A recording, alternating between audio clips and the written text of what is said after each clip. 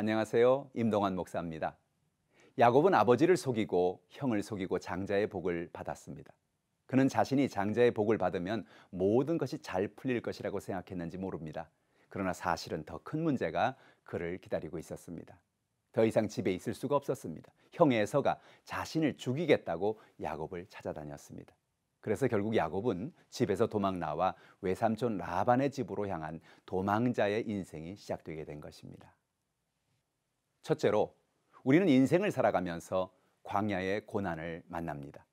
야곱은 집에서 도망 나와 외삼촌 라반의 집으로 도피하면서 한 광야에 도착했습니다. 밤이 깊어 더 이상 갈 수가 없었기 때문에 그는 광야에서 돌을 베개 삼고 그곳에서 하룻밤을 자야 했습니다.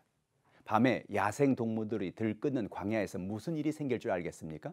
두렵고 떨리는 마음으로 하룻밤을 보내는 야곱은 정말 누구도 그를 돌봐주는 사람이 없는 고아 아닌 고아의 심정이 되었을 겁니다. 그가 잠이 들었는데 꿈에 보니 사닥다리가 땅에서부터 하늘에 닿아 있습니다. 그리고 그 사닥다리 위에 하나님의 사자가 오르락 내리락 하는 것을 보게 되는 것입니다. 참 놀라운 광경이 아닐 수 없습니다. 야곱은 그 광야에서 자신 혼자만 있다고 생각했지만 그곳은 하나님이 계신 곳이었습니다. 하나님의 천사가 오르락 내리락하며 야곱을 보호하고 있었던 거죠. 사실 야곱은 아버지 에서를 속이고 형을 속이고 도망온 사람 아닙니까? 그런 사람도 하나님이 지켜주십니까? 그렇습니다. 그런 사람도 하나님이 지켜주십니다. 하나님은 죄인도 지켜주십니다. 그를 붙잡아서 그의 마음을 돌이켜 그를 변화시켜 사용하시기 원하기 때문에 그렇습니다. 그것이 하나님의 사랑입니다. 야곱은 욕심의 사람이었습니다. 이기적인 사람이었습니다. 그러나 하나님은 그런 야곱이라도 버리지 않으시고 그에게 은혜를 베풀어 주신 것입니다. 우리도 인생을 살면서 고난의 광야를 지날 때가 있습니다. 그때 우리가 알아야 할 게 있습니다. 우리는 혼자가 아니라는 것입니다. 어떤 고난의 순간에도 하나님이 그 자리에 함께 하십니다. 둘째로, 하나님은 언약을 지키는 하나님이십니다. 하나님이 광야에서 야곱과 함께 하시는 이유가 있었습니다. 그것은 야곱이 잘나서가 아닙니다. 하나님이 야곱을 버리지 않고 그와 동행하고 있는 것은 그의 할아버지 아브라함과 언약한 것 때문이었습니다. 하나님은 아브라함에게 이렇게 언약하셨습니다. 창세기 12장 2절에 내가 너로 큰 민족을 이루고 내게 복을 주어 내 이름을 창대하게 하리니 너는 복이 될지라. 하나님은 아브라함에게 하신 그 언약의 눈으로 야곱을 바라보고 계시는 겁니다. 지금은 야곱이 욕심이 많고 문제투성이고 이기적이고 자기 중심적인 사람이지만 하나님은 그를 포기하지 않으셨습니다.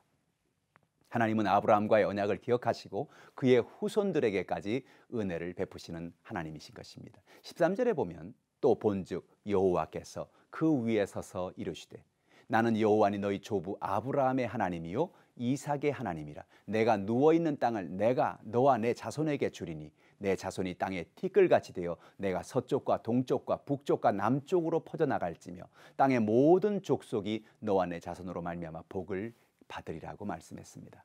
하나님은 아브라함의 하나님, 이삭의 하나님이라고 말씀하고 계십니다. 그리고 내가 누워있는 땅을 너와 내 자손에게 주겠다는 것입니다. 내가 자손이 땅의 티끌처럼 되어서 퍼져나갈 것이라는 것입니다. 하나님은 언약을 기억하고 계십니다. 그리고 그 언약대로 복을 주시는 하나님이십니다. 오늘도 하나님은 우리에게 언약하십니다. 하나님을 의지하고 순종하는 사람에게 하나님은 놀라운 복을 주십니다. 신명기 28장 1절로 2절에 보니까 내가 내 하나님 여호와의 말씀을 삼가 듣고 내가 오늘 내게 명령하는 그의 모든 명령을 지켜 행하면 내 하나님 여호와께서 너를 세계 모든 민족 위에 뛰어나게 하실 것이라. 내가 내 하나님 여호와의 말씀을 청종하면 이 모든 복이 내게 임하며 내게 이르리니라고 말씀하고 있습니다. 하나님을 의지하고 순종하여 하나님이 예비하신 놀라운 복을 받으시기를 바랍니다. 셋째로, 하나님은 사람을 깨뜨려 사용하십니다. 야곱은 아버지는 장자만을 좋아한다고 생각했고 하나님도 장자에게만 복을 주신다고 생각했었습니다. 그러나 알고 보니 하나님은 야곱을 마음에 두고 계셨습니다. 왜 그랬습니까? 하나님은 야곱에게서 가능성을 보고 계셨기 때문입니다. 지금은 욕심도 많고 문제도 많고 이기적인 야곱이지만 그가 깨어져 하나님을 의지하고 살 때 놀라운 믿음의 사람이 될 것을 아셨기 때문입니다. 사실 야곱은 아버지와 형을 속이고 장자의 복을 받을 필요가 없었습니다. 하나님은 늘 상한 마음을 가지고 살아가는 야곱을 눈여겨보고 계셨고 그를 통해서 하나님은 놀라운 일을 하시려고 계획하셨기 때문입니다. 야곱은 한때는 자신이 모든 것을 할 수 있다고 생각했습니다. 그러나 그것이 아니었습니다. 자신이 하는 것이 아니라 하나님의 인도하심이 있어야 살 수 있다는 사실을 그는 알지 못했던 것입니다. 결국 속이고 살았던 야곱은 라반 외삼촌의 집에 가서 외삼촌에게 속임을 당합니다. 그래서 아내 라헬과 결혼하기 위해서 14년간이나 외삼촌을 위해서 일해 주어야 했습니다. 그는 가정을 이루고 나서 자신의 집 가나안으로 돌아갔습니다. 그가 야복강 나루터에 도착했을 때 형 에서가 자신을 만나러 온다는 소식을 들었습니다. 그는 두려웠습니다. 형이 자신을 만나러 오는 것이 자신을 죽이러 오는 것으로 생각했기 때문에 그렇습니다. 그 순간에도 그는 먼저 죽어도 되는 아내, 죽어서는 안 되는 그런 아내와 자녀를 순서를 세우고 그리고 제일 마지막에 라헬과 그 자녀를 제일 뒤에 보내는 걸 봅니다. 그의 인본주의적인 모습은 환난 가운데도 여전한 것을 볼 수 있습니다.